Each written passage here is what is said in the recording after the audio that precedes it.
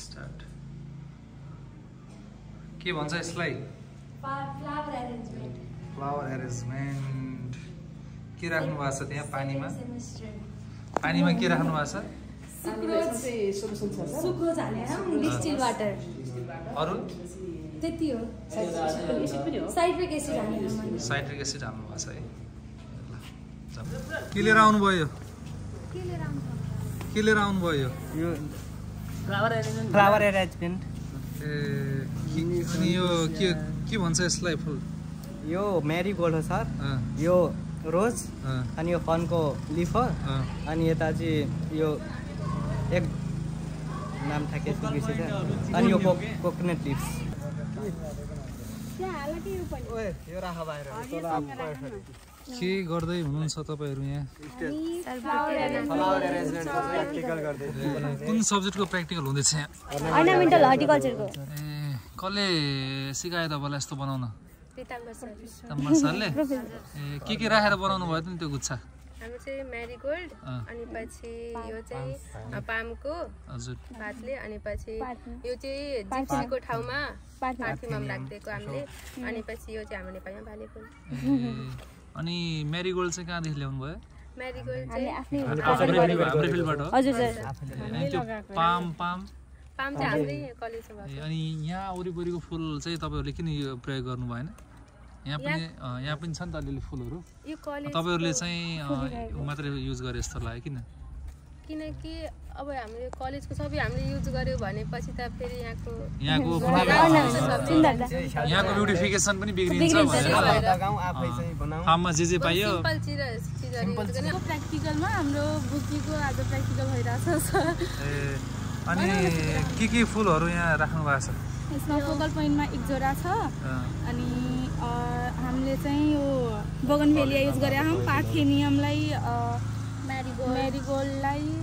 अनि यो कलेजमा भएको अनि यो पार्थेनियम घास यो कम्प्लिट भएको यही हो अब के गर्ने यसलाई सरलाई सबमिट गर्ने अनि त्यहाँ चाहिँ के हुन्छ अनि इभ्यालुएसन हुन्छ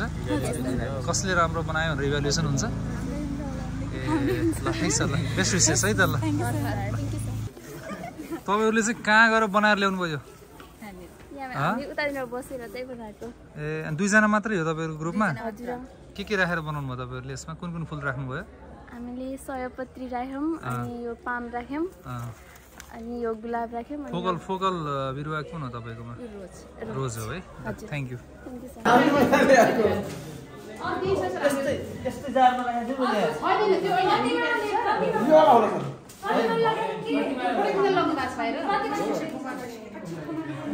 अनि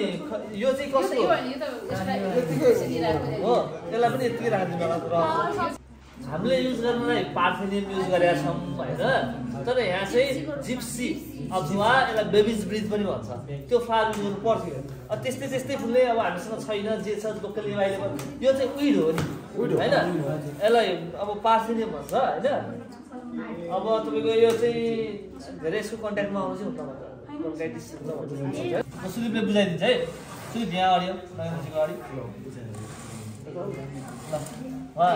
यो लिनुस् त हातमा लिनुस् ल यो यसमा के फ्लावरले कुन एलिमेन्टको काम गरिरहेछ ल भन्नुस् यसमा सिन सो हिकी भनेर लाइन एरेन्जमेन्टको प्रिन्सिपल फलो गरेको छैन कुन सिन कुन सो कुन हिकी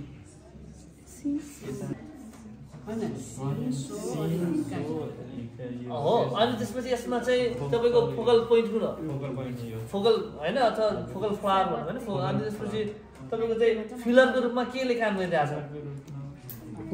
अब यो त फोलियजहरु भयो है अब फिलरको रूपमा तपाईले धेरै तपाईको त्यो फिलरै हो भनेर देखिने खालको क्लियर एलिमेन्ट छैन है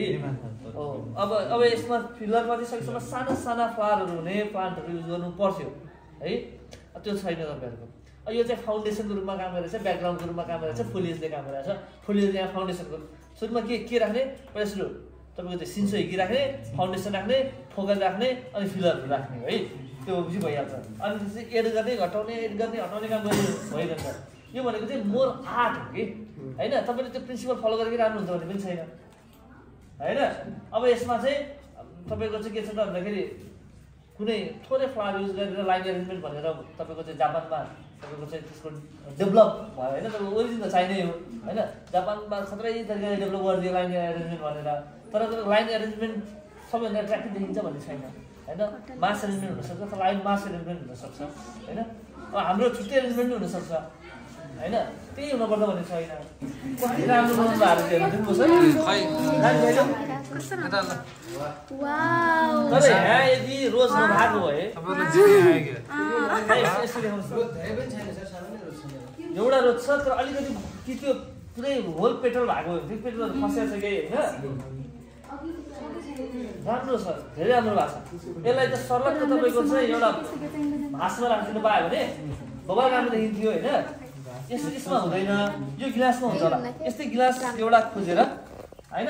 त्यसमा राख्नुहोस् त यो है गिलास ल्याबमा होला ल्याबमा गएर गिलासमा राख्नुहोस् गिलासमा यो सोल्युसन राख्नुहोस् गिलासमा यो सोल्युसन लालको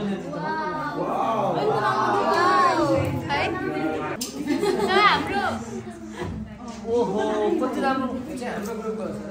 कस्तो हेर्नुहोस् सर त्यहाँ रिबन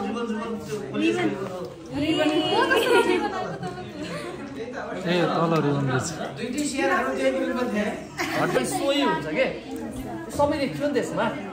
होइन यसमा चाहिँ के हुन्छ यसको डाँठहरू राम्रो राख्नु भएको छ भने सबैले तपाईँको पाउँछ सोल्युसन पाउँछ फेरि यसमा त्यसको पोजिटिभ एस्पेक्ट के हो त्यसमा चाहिँ हेर्दा राम्रो हुन्छ सर मेरो आज गर्नुभएको प्रयोगात्मक कक्षाको एउटा नमुना हाम्रो प्रसार शिक्षक प्रेम सरलाई